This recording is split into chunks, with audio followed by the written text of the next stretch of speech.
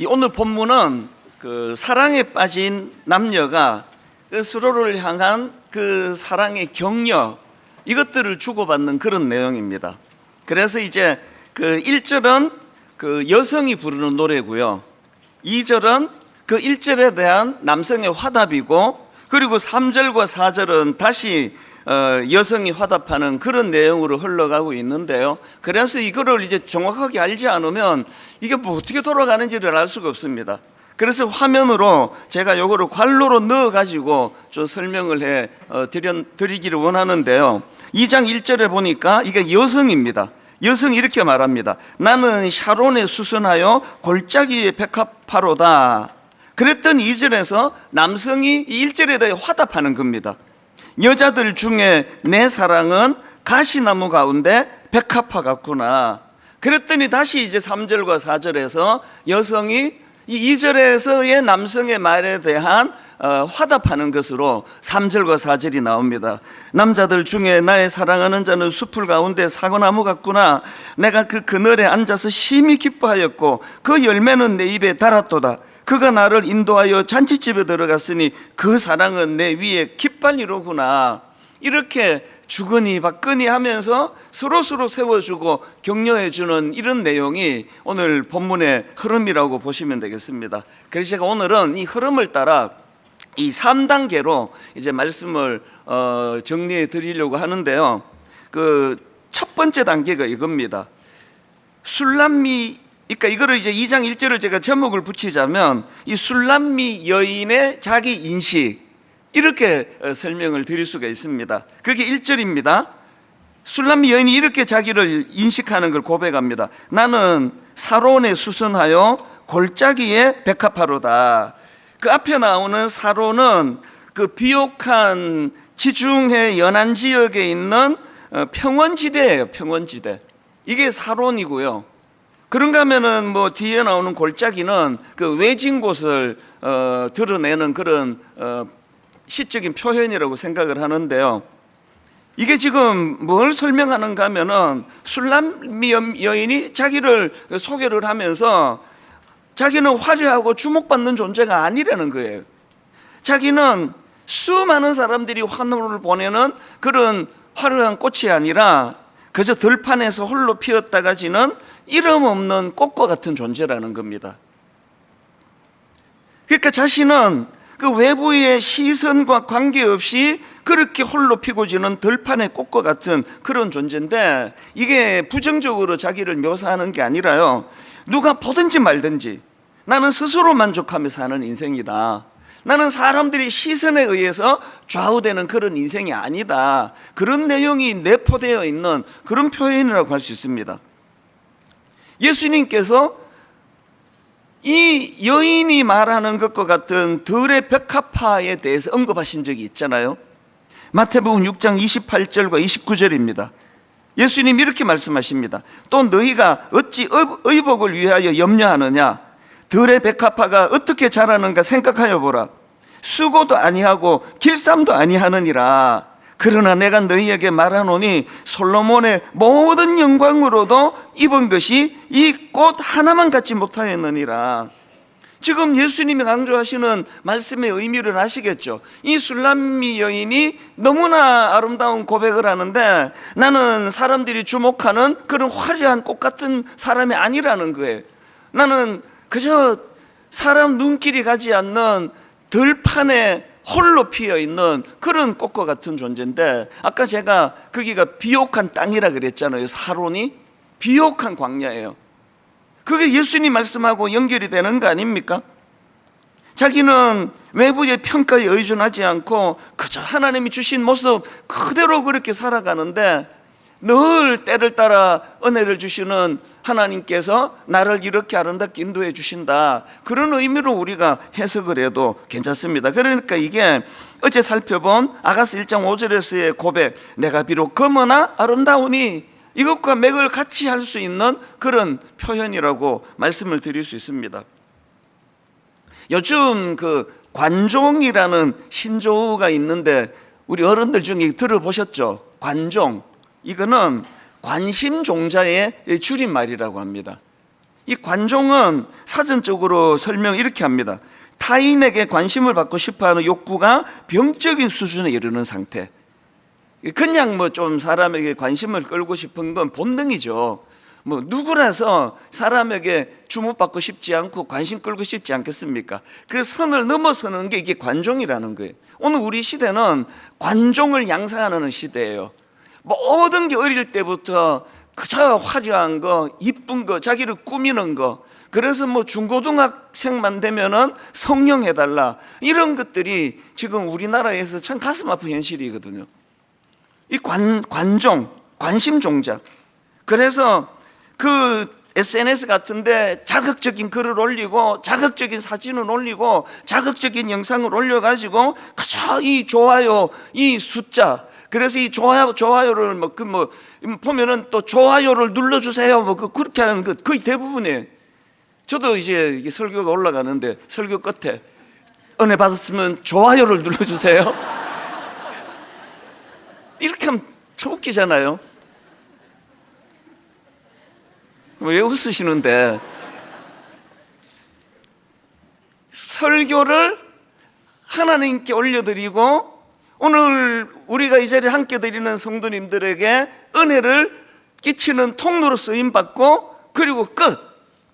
저는 그러기를 원해요. 그리고 이걸 애를 써요. 왜 애를 쓸까요? 여전히 관심이 있기 때문이에요. 이번 주 설교는 조회수가 좀 더 늘었나? 뭐 좋아요 확인은 안 해요, 사실은. 저에게도 있고 여러분에게도 있습니다. 그럴 때 끝간데 없이 가는 게 그게 관심 종자고요. 그래서 얼핏 제가 예전에 본 기사 중에 이 좋아요의 이런 것 때문에 뭐 우울증이 오고 심지어는 뭐 자살도 하고 그런다는 글을 제가 본 기억이 얼핏 납니다. 여러분, 어느 정도에서 그걸 차단해야 돼요. 내 본능은 수많은 사람들에게 가장 관심을 끌고 싶은 그런 본능이 일어난다 할 때 그게 어느 단계에서는 끊어내야 돼요. 그렇지 않으면 이상해집니다, 사람이. 굉장히 이상해집니다. 근데 자기만 몰라요. 점점 이상해지는 거거든요. 그러면 여기서 중요한 질문이 나오잖아요. 아니, 술람미 여인은 자기에 대하여 어떻게 이런 인식이 가능했는가?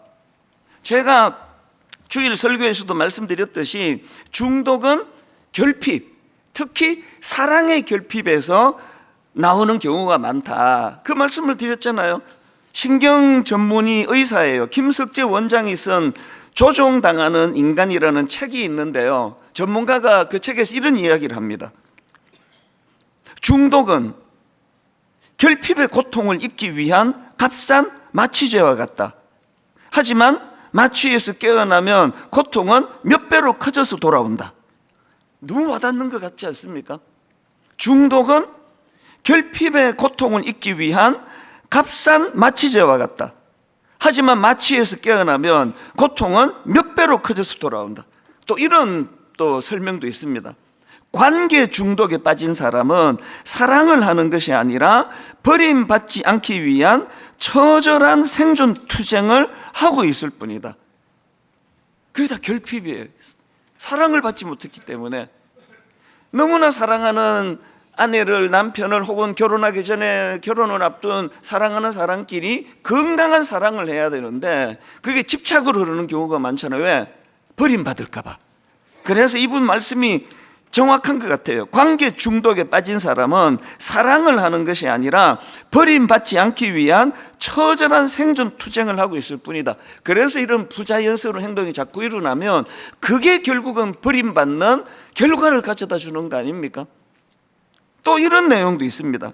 SNS에 좋아요는 결핍된 인정 욕구를 잠시 채워주는 디지털 사탕과 같다.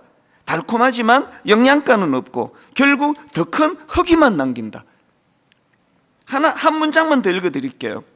모든 중독의 기저에는 나는 혼자서는 살아갈 수 없는 불완전한 존재라는 깊은 자기 불신이 깔려있다. 이것들이 지금 뭘 설명하는 겁니까?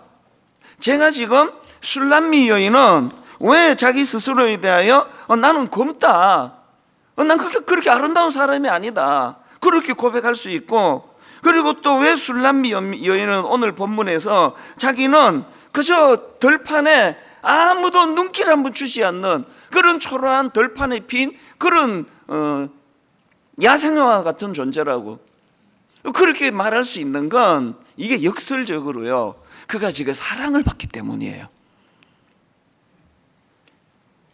솔로몬으로부터 받는 그 사랑이 다른 모든 사람들의 시선이 별로 중요하지 않는 그런 사람으로 만들어가는 거거든요. 우리가 오늘 이 새벽에 이 자리에 왜 모였습니까? 이 안에 관종 증상이 있는 분이 계실 거예요. 분명히 있을 거예요. 여러분 그 방치하시면 안 됩니다. 피폐하게 만듭니다. 이상하게 만들어요. 그런 사람은 다락방을 가든지 무슨 모임을 하든지 그날 자기가 별로 관심을 못 받고 자기가 별로 그렇게 주목하는 일이 드러나지 않으면 허전하고 우울하고, 그래서 이제 다락방도 못 나가고 이상해져 가는 거예요. 오늘 우리는 모두에게 이런 목마름이 있습니다. 그렇기 때문에 우리 내면의 결핍을 채워주는 그 귀한 사랑, 이것이 먼저 하나님의 사랑으로부터 흘러가는 거 아닙니까? 그래서 저는 로마서 5장 8절이요, 우리가 아직 죄인 되었을 때에 그리스도께서 우리를 위하여 죽으심으로 하나님께서 우리에게 대한 자기의 사랑을 확정하셨느니라. 십자가를 설명하는데 맨 앞에 전제가 뭐죠? 우리가 아직 죄인 되었을 때. 뭘 의미하는 겁니까? 네가 자격이 없을 때라는 말 아닙니까? 네가 사랑받을 수 있는 자격이 없을 그때에.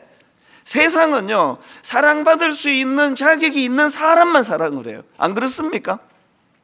많은 목사님들이 설교에 두려움을 느끼고 부담을 느끼고 거기에는 말씀을 잘 전하고자 하는 그런 거룩한 마음도 있지만 성도님들로부터 버림받을까 봐, 성도님들로부터 사랑받지 못할까 봐, 이거 웃기려고 하는 얘기가 아니에요. 우리 모두는 다 자격 있을 때 사랑하기 때문에 교구 목사님들 모르긴 해도 긴장하지 않을까 싶어요. 왜? 성도님들이 자꾸 비교하니까. 이 목사는 이렇더라, 저 목사는 저렇더라. 이게 교회에서 할 수 있는 이야기는 아닙니다. 교회는 우리가 아직 죄인 되었을 때, 우리가 아직 자격이 없을 때, 나는 사랑받을 수 없을 때에, 그때에 하나님께서 십자가를 통하여 어떻게 해요? 하나님께서 우리에 대한 자기의 사랑을 확정하셨느니라. 오늘 이 십자가 은혜의 사랑이 여러분을 흠뻑 적셔질 때에 그 관종이라고 하는 참 부르기도 민망한 이런 신조어와는 상관없는 인생으로 살아가게 될 줄로 믿습니다. 그래서 오늘 이 술람 여인처럼 이렇게 고백할 수 있다면요, 나는 화려하지 않습니다. 그러나 나는 사랑받는 존재입니다. 또 나는 작고 연약한 사람입니다. 그러나 하나님의 눈에는 저는 존귀한 존재입니다. 그리고 어제 우리가 살펴보았던 것처럼 나는 검습니다. 나는 약점이 많습니다. 하지만 나는 아름답습니다. 이 출발이요, 나는 검지만 but 이렇게 시작한다면 은혜가 계속 흘러가잖아요. 이렇게 바뀌어요. 나는 검어서 아름답습니다. 나는 검어서 아름답습니다. 나는 약점이 있어서 나는 그게 매력이라 생각합니다. 사랑받는 사람이 할 수 있는 고백이라고 생각합니다. 이제 두 번째 단계로 살펴볼 것이 있는데요, 그게 2절입니다. 첫 번째 단계에서 술람미 여인이 이렇게 자기 인식을 겸손하게 드러내니까 두 번째 흐름이 뭐냐, 그게 2절인데요 술람미 여인을 향한 솔로몬의 격려입니다. 지금 이 술람미 여인이 자기 자신을 남들이 봐주지 않는 들판에서 자라는 꽃이라고 이렇게 자기를 묘사하니까 솔로몬이 이렇게 말합니다. 무슨 말씀을, 2절입니다. 솔로몬이 무슨 말씀을, 솔로몬의 마음을 내가 이렇게 반영한 겁니다. 무슨 말씀을, 당신은 여자들 중에 내 사랑은 가시나무 가운데 백합화 같도다. 이 대비를 아시겠죠? 가시나무, 매력이 하나도 없고 눈길을 줄 수 없는 그 가시나무 밭에서 독보적으로 피어나는 백합화 같은 존재다. 이게 참 너무 닭살 아닙니까? 여러분 이 격려 지금 솔로몬은 무슨 말을 하고 있는 겁니까? 세상의 수많은 여인들 전부가 다 흔히 볼 수 있는 가시나무 같은 그런 존재라면 당신만이 유일하고 독보적인 백합화 같은 존재다. 제가 방금 이거 닭살이란 말씀드린 걸 제가 회개하고요. 여러분 속으로 저처럼 그런 생각이 들면 우리 반성해야 돼요.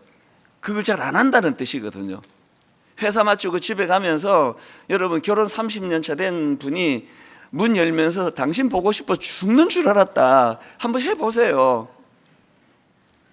당신 나한테 잘못한 거 있지? 이렇게 반응한다면 그건 문제가 좀 있는 가정이에요.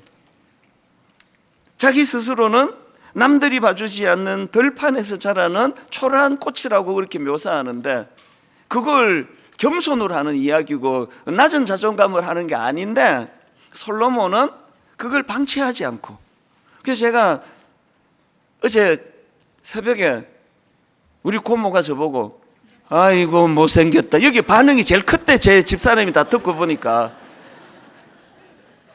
그래서 제가 또 막 새벽에 막 이러면서 30대에 이렇게 귀여운 사람이 어디 있냐고 말하는 이런 게 정식 주일 예배 때는 제가 창피해서 못해요. 이렇게. 예, 특세는요 온갖 수단을 다 통해서 여러분 잠을 깨는 걸 도와드려야 되기 때문에 이거 보고도 조는 사람이 있겠습니까? 제 아내가 저에게 항상 고마운 존재라고 이야기한 건 지금 원래 이 흐름의 주제가 부부 얘기거든요. 이게 부부 얘기예요. 지금은 결혼하기 전에 그 추억을 떠올리면서 이렇게 지금 이것들을 기록하고 있다, 이렇게 보시면 되는 거거든요. 제가 보잘것없고 열등감이 많고 참 어릴 때부터 뭐 고모가 못생겼다 이런 이야기를 놀리려고 했다고 저는 애써 믿고 싶은데요.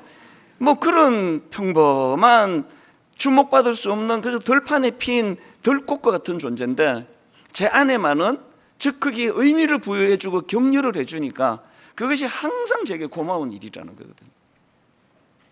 심리학자들은 이런 격려가 가진 힘을 높게 평가합니다. 여러분 이런 용어 들어보셨습니까? 자기 충족적 예언, 이런 그 용어가 있는데요. 이 자기 충족적 예언이라는 거는 부정적으로도 또 그 설명할 수가 있고 긍정적으로도 설명할 수 있는데, 긍정적인 요인은 이겁니다. 자기 충족적 예언이 뭐냐 하면은 타인에게서 받은 긍정적인 기대와 격려가 실제로 그 사람의 행동과 태도를 변화시킨다는 것, 그래서 그것을 그 기대에 부응하는 결과를 만든다는 것, 이게 그 피그말리온 효과하고 좀 비슷한 그런 개념 아닙니까? 칭찬은 고래도 춤추게 한다. 뭐 다 같은 내용들이에요. 이 격려가 가진 힘. 그러고 보면 성경에 우리 예수님의 격려가 얼마나 많은 사람들을 회복시키는지 모릅니다. 예수님은 사람의 외모나 배경, 그 과거의 실패 이런 걸 보지 않으시고, 그 대표적인 케이스가 삭개오 아닙니까? 삭개오는 뭐 인간 말종, 그래서 뭐 모든 사람들이 동족의 피를 빨아먹는 그런 인간이라고 지탄을 받고 비난을 받던 사람이 삭개오인데, 그 어둡고 컴컴한 그의 삶에 예수 그리스도, 우리로 치면 복음이 스며드니까 살 희망이 생기는 거죠. 변화에 대한 꿈을 꾸는 거죠. 그렇게 꿈틀거리는 삭개오를 향하여 주님이 하신 이 한마디가 이게 얼마나 중요합니까? 누가복음 19장 9절. 예수께서 이르시되 오늘 구원이 이 집에 이르렀으니 이 사람도 아브라함의 자손이미로다. 이게 지금 의미가 뭐라고 생각하십니까? 지금 주님은 이 삭개오를 격려하는데 그의 정체성을 건드시는 거예요. 네가 보통 사람이 아니야. 네가 아브라함의 자손이란 말이야. 이게 주님의 격려예요. 하는 행실로는 돌 맞아 안 죽은 게 다행인 게 이 삭개오인데, 그 삭개오를 이렇게 세우는 주님의 격려는 이 사람도 아브라함의 자손이라고. 제가 어릴 때 항상 교회 어른들한테 감사하는 게 늘 저는 그런 격려를 받고 자랐던 것 같아요. 너는 잘 될 수밖에 없어. 찬수 네가 잘 안 되면 누가 잘 되니?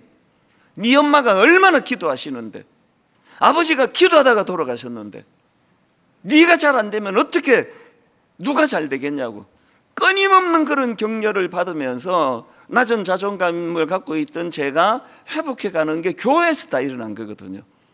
오늘 우리 어린 초등학교 1, 2학년 아이들이 여기 나와가지고 찬양하는 이게 우리에게도 은혜가 되지만 저는 이 아이들 평생에 오늘 이 새벽이 그 아이들 인생의 추억이 되기를 바라요. 그리고 교회 하면 떠올려지는 게 우리 선생님들의 격려, 그 교회에서 만난 어른들의 격려, 가늠한 여인을 향한 주님의 격려, 이것도 마찬가지입니다. 수많은 군중들이 이 여자를 돌로 들어 쳐 죽이려고 지금 막 격분해 있는데 예수님이 그것을 막으시고는 이런 말씀을 하십니다. 나도 너를 정죄하지 아니하노니 가서 다시는 죄를 범하지 말라. 이게 여러분, 이게 참 희한한 게요, 같은 지적인데 격려로 들리는 말이 있고 비난으로 들리는 말이 있습니다. 그날 이 여인이 예수님이 자기를 비난한다고 들었겠습니까? 그게 격려의 힘이에요. 내용이 중요한 게 아니라 어떤 마음으로 그에게 던지는 말인가. 저는 이 오늘 두 번째 살펴보고 있는 이 포인트 속에서 격려가 가진 힘, 그걸 놓고 아버지 저도 비난 대신에 더 많은 격려를 행하는 그런 하나님의 자녀가 되기를 원합니다. 그렇게 기도하는 시간 되기를 바라고요. 마지막 세 번째로 이제 그 3절인데요. 술람미 여인의 화답입니다. 이게 이제 마지막 흐름이에요. 술람미 여인의 화답. 솔로몬이 그렇게 자기를 격려해 주니까 술람미 여인이 다시 이제 이렇게 화답을 합니다. 본문 3절입니다. 남자들 중에 나의 사랑하는 자는 숲풀 가운데 사과나무 같구나.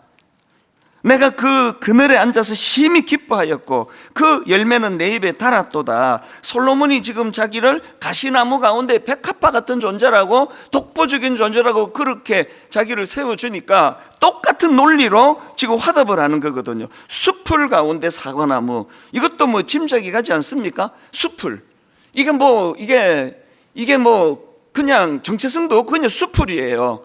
그런데 당신만은 뚜렷한 정체성을 가지고 있는 숲풀 가운데 사과나무입니다. 그리고는 왜 사과나무로 솔로몬을 그렇게 비유했는지에 대하여 그 사과나무가 주는 두 가지 효용, 두 가지 의미를 뒷부분에 이렇게 덧붙여 설명합니다. 자, 3절 뒷부분을 보십시오. 남자들 중에 나의 사랑하는 자는 숲풀 가운데 사과나무 같구나. 내가 그 그늘에 앉아서 심히 기뻐하였고 그 열매는 내 입에 달았도다. 여기 보니까 지금 술람미 여인이 말하는 사과나무 같은 솔로몬의 사랑이 자기에게 두 가지 효용이 있는데, 두 가지 기쁨을 주는데 그 중에 첫 번째가 그늘이에요. 그늘. 여기서 그늘은 쉼과 보호의 사랑을 의미하는 겁니다. 3절 뒷부분을 다시 보십시오. 남자들 중에 나의 사랑하는 자는 숲풀 가운데 사과나무 같구나. 내가 그 그늘에 앉아서 심히 기뻐하였고. 성경에서는요, 이 그늘은 보호를 상징하는 거예요. 또 평안을 상징하는 겁니다. 시편 121편 5절을 보십시오. 여호와는 너를 지키시는 이시라. 여호와께서 너의 오른쪽에서 너의 그늘이 되시나니. 또 이사야 32장 1절 2절은 오실 메시아에 대하여 이렇게 예언을 합니다. 보라, 장차 한 왕이 공의로 통치할 것이요 방백들이 정의로 다스릴 것이며 또 그 사람은 광풍을 피하는 곳, 폭우를 가리는 곳 같을 것이며 마른 땅에 냇물 같을 것이며 곤비한 땅에 큰 바위 그늘 같으리니. 주님께서 수고하고 무거운 짐진 자들아 다 내게로 오라. 내가 너희를 쉬게 하리라. 이게 다 같은 개념이거든요. 저는 교회가 뜨거운 태양볕 아래와 같은 이 세상 인생길에서 일주일에 한 번 교회를 찾아올 때 이것이 저와 여러분의 영혼의 그늘이 되는 교회이기를 바랍니다. 그래서 거기 안식이 있고 거기 쉼이 있고 위로를 받고 엿새 내내 장렬하는 그 광야의 태양볕 아래 고통하다가 주일날 예배 드리고 나면 해갈, 이제 좀 살 것 같다. 이제 좀 숨이 쉬어지네. 저는 우리 교회가 드리는 예배가 이런 역할을 하게 되기를 바랍니다. 그래서 옛날 어른들이 부르시던 찬송가 415장, 십자가 그늘 아래 나 쉬기 원하네. 십자가 그늘 아래 나 쉬기 원하네. 저 햇볕 심이 뜨겁고 또 짐이 무거워 이 광야 같은 세상에 늘 방황할 때에 주 십자가의 그늘에 내 쉴 곳 찾았네. 어린 시절의 찬양이 기억이 나요. 이 광야 같은 세상에 늘 방황할 때에 주 십자가의 그늘이 내 쉴 곳 찾았네. 오늘 새벽에 나오시느라고 3시간밖에 못 주무시고 2시간밖에 못 주무시고 이렇게 오신 분들이 몸은 막 너무너무 피곤하고 무거운데 여러분 집으로 돌아가시는 그 과정 가운데 이 광야 같은 세상에 늘 방황할 때에 오늘 이 예배를 통하여 주 십자가의 그늘 내 쉴 곳 찾았네. 이렇게 평안을 노래하면서 그렇게 본당을 떠나가시는 오늘 아름다운 예배와 또 여러분 되시기를 바랍니다. 그런가 하면은 지금 술람미 여인이 솔로몬의 사랑을 사과나무와 같다라고 표현하는 거기에는 열매가 있다. 열매. 여기 나와 있는 이 열매, 이건 풍요와 만족의 사랑을 의미하는데요. 3절 맨 끝부분입니다. 남자들 중에 나의 사랑하는 자는 숲을 가운데 사과나무 같구나. 내가 그 그늘에 앉아서 심히 기뻐하였고 그 열매는 내 입에 달았도다. 그 열매는 내 입에 달았도다. 여기서 말하는 열매는요, 그 솔로몬의 사랑 안에 배어있는 그의 인격, 그의 언어, 그의 행동, 그의 격려, 이런 관계를 통해서 얻어지는 그 모든 결과물, 그거를 지금 열매로 표현하는 거거든요. 어제 제가 말씀드렸잖아요. 참 사랑은요, 내가 이 남자랑 이 여자랑 연애를 하면, 내가 이 남자랑 이 여자랑 결혼해서 살면 내가 지금 그 이후로 내 자존감이 높아가고 있나? 나는 이 사람 만난 이후로 자존감이 자꾸 내가 곤두박질 치나? 이거 반드시 점검해야 돼요. 특히 결혼하기 전에 우리 미혼 형제자매들, 그 남자를 만나가지고 그 여자를 만나가지고 자꾸 여러분의 자존감이 자꾸 무너지면 아무리 화려한 외모를 가졌다 하더라도 빨리 끝내야 돼요. 오늘 엄청 은혜 받고 용기를 얻어가지고 만나자. 그리고 오늘부터 끝! 난 연락하지 마. 그리고 끝내야 돼. 이게 내가 지금 농담이 아니에요. 내 딸 같은 마음으로 하는 얘기예요. 또 아들 같은 마음으로 하는 얘기입니다. 엄청 화려하면 뭐합니까? 상대가 엄청난 학력을 자랑하면 뭐하냐고요. 늘 그 앞에서 비교당하고 또 그것 때문에 나를 우습게 여기고 함부로 말하고, 본인이 나는 가시밭에 백합하다 그러면 니까짓 게 무슨 가시밭에 백합화야. 니는 저 골짜기에 있는 잡초야 잡초. 이런 식으로 상대를 대하는 이런 남자나 여자가 있으면 바로 끊어야 돼요. 이를 악물고 끊어야 돼요. 오늘 그런 역사가 일어나기를 바랍니다. 왜 할아버지들이 아멘 하십니까? 우리 청년부는 왜 안 하느냐고. 열매예요. 내가 지금 이 사랑이 이게 내게 유익한가? 이 사랑은 너무나 달콤하지만 이게 내게 악한 건가? 열매로 보는, 열매예요. 그 열매는 내 입에 달았도다. 저는 이 술람미 여인의 이 고백을 보면서요, 2절에서 지금 먼저 선행한 게, 2절에서 먼저 선행한 게 그 솔로몬의 격려 아닙니까? 선행한 게, 당신은 가시나무 가운데 백합화 같다. 이 솔로몬의 격려에 대하여 화답한 거거든요. 이게 이 부부간의 사랑 이야기를 다룬 아가서지만 이게 그 당시에 하나님과 이스라엘 백성들 간의 사랑, 오늘 우리들에게는 예수 그리스도와 교회의 사랑, 예수 그리스도와 그 안에 소속된 우리들 간의 사랑을 이야기한다고 한다면, 여러분 이건 딱 우리 이야기 아닙니까? 항상 하나님의 사랑이 먼저라고 계속 강조합니다. 요한 1서 4장 19절입니다. 우리가 사랑하면 그가 먼저 우리를 사랑하셨습니다. 선행하는 솔로몬의 2절에서의 사랑이 있었기 때문에 3절에 화답이 있었다는 거거든요. 요한 1서 4장 10절도 마찬가지입니다. 사랑은 여기 있으니 우리가 하나님을 사랑한 것이 아니요 하나님이 먼저 우리를 사랑하사 우리 죄를 속하기 위하여 화목제물로 그 아들을 보내셨습니다. 이 선행하는 하나님의 사랑을 정말 여러분이 경험하셔야 돼요. 교회만 왔다 갔다 해서 소용없습니다. 모태신앙, 장로 아들, 목사 딸, 목사 아들, 장로 딸, 권사 아들, 권사 딸, 여러분 제가 간절히 부탁합니다. 어떤 면에서는요 그런 모태신앙이 더 불리해요. 어릴 때부터 습관적으로 교회만 왔다 갔다 하다 보니까 어릴 때부터 사람만 보고 갈 수가 있는 위험이 있기 때문에 비장하게 결단해야 돼요. 하나님, 정말 저도 우리 아버지가 믿는 그 하나님, 우리 엄마가 믿는 그 하나님, 저도 그 사랑을 맛보고 싶습니다. 하나님, 우리 엄마가 항상 말하시는 그늘이 되시는 그 주님의 은혜가 어떤 것인가를 저도 좀 맛보기를 원합니다.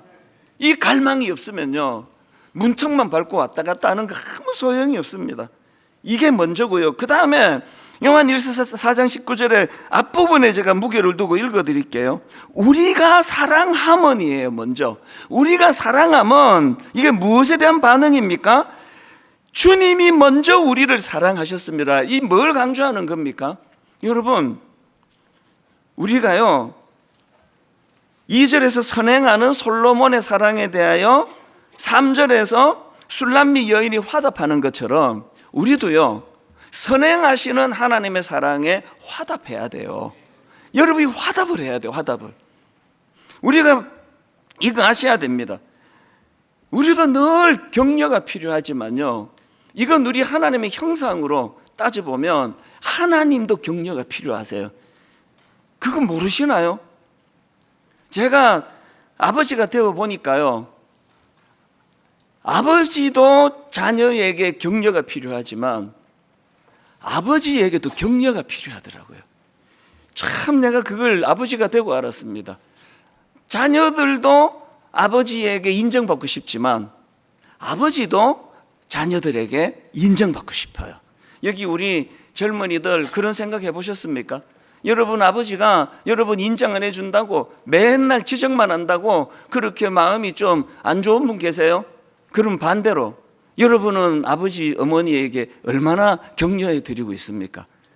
어떤 의미에서는 엄마 그 사춘기 나이 때 엄마들이 그때가 갱년기예요. 여러분이 사춘기라면 엄마는 사추기를 할 거니 가을이 더 심각해. 격려예요. 격려. 아버지로부터 어머니로부터 내가 격려를 받았다 생각하면 나도 아버지를 격려해야 되겠다. 나도 우리 어머니를 격려해야 되겠다. 격려예요. 제가 담임 목사가 되어 보니까요 그렇게 화려해 보이던 옥하는 목사님이 목사님도 참 외로우셨겠다 그런 생각을 해봐요. 왜냐하니까 옥하는 목사님이 너무 거목이고 크시다 보니까 아무도 안 찾아가요. 모두가 다 이런 생각을 했어요. 얼마나 찾아오는 사람이 많으시겠나 그래갖고 아무도 안 찾아가요. 어떻게 알았냐 하니까요 한 번은 옥하는 목사님 은퇴하시고 그 비서자매가 저한테 전화가 왔어요. 목사님 좀 오세요. 그 또 얼마 있다가 또 전화가 왔어요. 옥하는 목사님이 이찬수 목사님 다녀가시고 나면 그렇게 좋아하시는데 왜 안 오세요? 좀 오세요. 그러고도 못 갔어요. 너무 어려우니까. 돌아가시고 나서 그 생각이 자꾸 나거든요. 부모도 마찬가지 아닙니까? 너무 화려해 보이시는데 모든 사람이 달려와서 그냥 그렇게 격려해 드릴 것 같은데 그래서 모두 다 안 해요. 그 목사님이 참 외로우시다 이런 이야기가 그 당시로는 너무 생소하게 들렸는데 오늘 여러분 우리가 하나님으로부터 격려를 받기를 원한다면 주시옵소서만 그렇게 외치는 기도가 아니라 하나님 저도 하나님께 영광을 드리기 원합니다. 저도 하나님을 찬양하기를 원합니다. 격려받기를 원하시는 분이세요. 결론을 맺으면서요 제가 오늘 새벽에 이제 설교를 딱 준비하고 그리고 이제 이 샤워하러 들어가는데 갑자기 마음이 뜨거워지기 시작했어요. 원고는 사실 여기까지 하고 이제 원고가 찬양으로 연결이 되는데 샤워하는 가운데 20대 초반에 생각이 나는 거예요. 제가 그때 굉장히 힘들었다는 건 이미 다 아시는 거고요. 너무 막막하고요. 이게 뭐 동굴 한가운데 갇혀있는 느낌 아세요? 이게 미국 사회를 뚫고 가기에는 힘이 없고 되돌아가기에는 너무 멀리 왔고 그렇게 절망하고 있던 그때인데 제 형이요 종이 하나를 이렇게 주더라고요. 이거 한번 읽어봐라. 지금은 이 시를 뭐 모르는 분이 거의 없을 텐데요. 그때가 1983년이니까 풋프린트라고 하는 시인데요. 그 시를 영어로 된 그 시를 제가 읽으면서 많이 울었습니다. 더 생생하게 읽혀지는 건 그 상황 때문이에요. 이 시를 쓴 그 사람이 이제 비유겠죠. 어느 날 꿈에 자기 인생을 나타내는 모래 위에 발자국이 걸어가는데 거기에 항상 자기 옆에 발자국이 따라오더라는 거예요. 그 발자국을 따라가면서 하나님이 나와 함께 하셨구나 그랬는데 이 사람이 화가 난 거예요.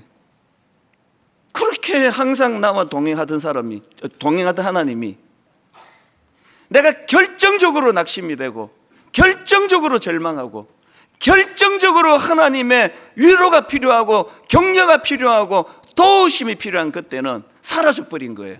발자국이 없어져 버렸어요. 그래서 막 이제 하나님에 대하여 화를 내고 그런 내용이었는데 저는 마지막은 정확하게 기억을 합니다. 그때 하나님이 이렇게 반응하셨어요. 얘야, 네가 가장 절망적일 때, 가장 외로울 때, 가장 격려가 필요한 그때에 나는 너를 업고 있었단다. 많이 울었어요. 왜? 지금 하나님이 나 업고 계시는구나. 지금 이 순간에 하나님이 날 업고 계시는구나. 얼마나 격려가 되는지 모릅니다. 그 이후에 17년의 그 광야 같은 생활을 영위하는 그 과정에서 나를 업고 계시는 하나님. 이게 얼마나 위로. 아침에 샤워하러 들어가는데 이 생각이 불쑥 떠오르는데 막 마음이 격동이 되는 거예요. 그렇게 하고 이후로 제 삶이 지금까지 한 40여 년 가까이 펼쳐져 가고 있는데 오늘 새벽에 우리는 나를 업고 계시는 그 하나님을 인식할 뿐만 아니라 그 받은 은혜 우리도 격려 하나님께 돌려드리고 이웃에게 돌려드리고 아까 제가 교회가 저를 살려줬다 그랬잖아요. 이민교회가 너무나 고마운 수많은 교회 안에 우리 여집사님, 남자집사님, 권사님, 목사님 끊임없이 저를 격려해 주신 그 격려 때문에 제가 살았거든요. 우리 청년부가 살아나는 거 이것밖에 없습니다. 서로 격려, 하나님의 격려.